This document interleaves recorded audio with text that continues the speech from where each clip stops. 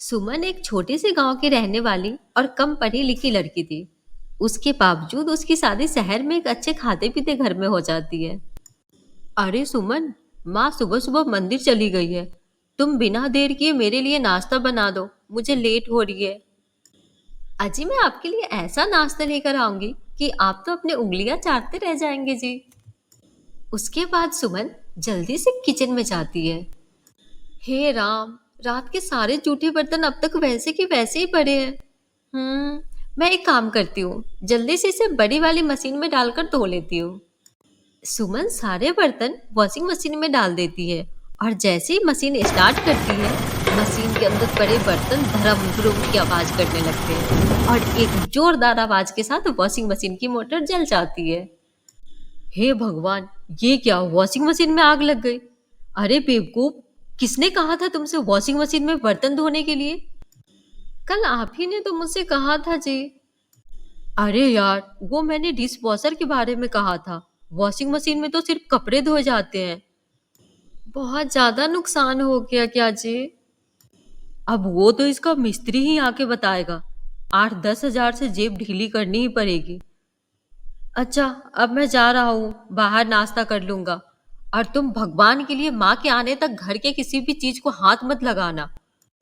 और फिर राहुल चीटकर घर से चला जाता है। इस तरह अलग अलग रहन सहन के चलते और शहर की नई जमाने की चीजों से अनजान सुमन अक्सर कोई ना कोई बेवकूफी कर देती थी। इसी तरह एक दिन सुमन कमरा साफ कर रही होती है कि तभी उसकी नजर राहुल के लैपटॉप पर पड़ती है। मेरे पतिदेव का भी जवाब नहीं, इतनी महंगी चीज को ऐसे ही रख के छोड़ दिए। ओहो, कितनी धूल जमी है इस पर। अभी इसे साबुन से रगड़कर साफ कर देती हूँ। उसके बाद सुमन राहुल के लैपटॉप को साबुन से धोकर कपड़ों के साथ सूखने के लिए रस्सी पर टांग देती है। शाम को राहुल जब घर लौटता है तो अपने लैपटॉप को इस तरह रस्सी पर टंगा देख उसकी आंखें फटी की फटी रह जाती है। हे भगवान, मेरा 1 लाख का लैपटॉप इस रस्सी पर क्यों लटक रहा है? सुमन, यहाँ आओ। क्या हुआ जी, आप ऐसे क्यों चिल्ला रहे हो? ये क्या है? अब भगवान के लिए ये मत कहना कि तुम्हारे गांव में लोग लैपटॉप को इसी तरह धोकर सुखाते हैं। आपको पता है जी, इस पर कितनी धूल जमी थी। एक तो आप खुद अपनी चीजों को साफ सफाई से रखते नहीं है, ऊपर से जब देखो मुझे आंख दिखाते रहते हैं। हे भगवान, इस पागल औरत का मैं क्या करूं? क्या करूं मैं? उसके बाद सुमन रोने लगती है। तभी वहां सुमन की सास आ जाती है। अरे अरे, क्या हुआ? इतनी जोर से क्यों चिल्ला रहे हो? बाहर तक आवाज आ रही है। आप अपनी आंखों से ही देख लो, आपकी लाडली बहू ने मेरे इतने महंगे लैपटॉप के साथ क्या किया है। अब ये किसी काम का नहीं बचा। अरे, गलती तो इंसान से ही होती है ना। तू इसे प्यार से भी तो समझा सकता था ना। अरे बेटा, घर गृहस्थी की गाड़ी ऐसे नहीं चलती। पति पत्नी दोनों का आपसी तालमेल होना बहुत जरूरी है। और तू है कि जब देखो इस पर धौंस जमाते रहता है। बड़ा आया तू। चल बहू यहाँ से। उसके बाद राहुल भी मुंह बनाकर वहां से चला जाता है। फिर एक दिन सुमन बाजार में खरीदारी करने जाती है। अरे बहन जी, ऐसा सामान आपको पूरे बाजार में नहीं मिलेगा। सिर्फ और सिर्फ 600 रुपए का है। बाप रे बाप, 600 रुपए? अरे भैया, 100 रुपए की चीज 600 रुपए में दे रहे हो? अरे लूटना है तो जाकर बैंक लूटो ना। हम गरीबों को क्यों बेवकूफ बना रहे हो?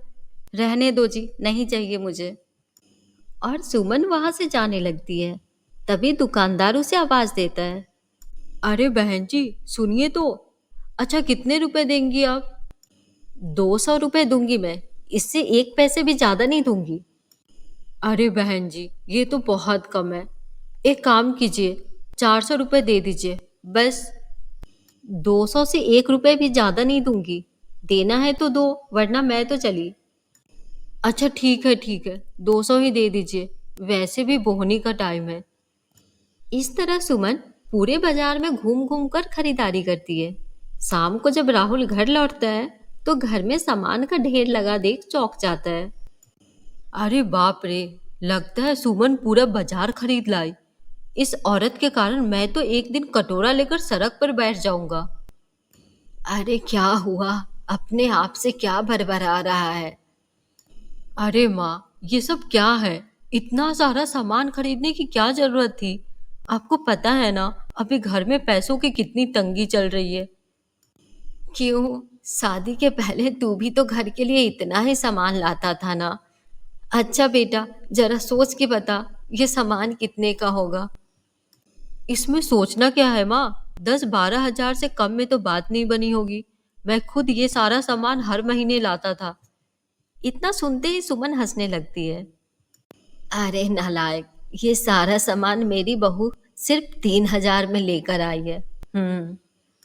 क्या? आप तो मजाक कर रही हो ना?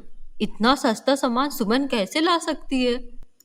अरे बेटा, सिर्फ इतना ही नहीं, बहू ने तो हर महीने बचत करके तेरे लिए नया लैपटॉप भी खरीद लिया है। और तू हर महीने दुकानदारों के हाथ बेवकूफ बनकर 2-3 हजार की चीज 10-12 हजार में ले आता था। माँ, सिर्फ ज्यादा पढ़े लिखे होने से कुछ नहीं होता। अक्लमंदी के साथ साथ समाज में रहने के तौर तरीके, लोगों से बात करने की कला, ये सारे गुण भी होने चाहिए। और जो सुमन में है। तो ज्यादा पढ़े लिखे होने के साथ साथ इंसान में समझदारी और अक्लमंदी का तालमेल भी होना चाहिए।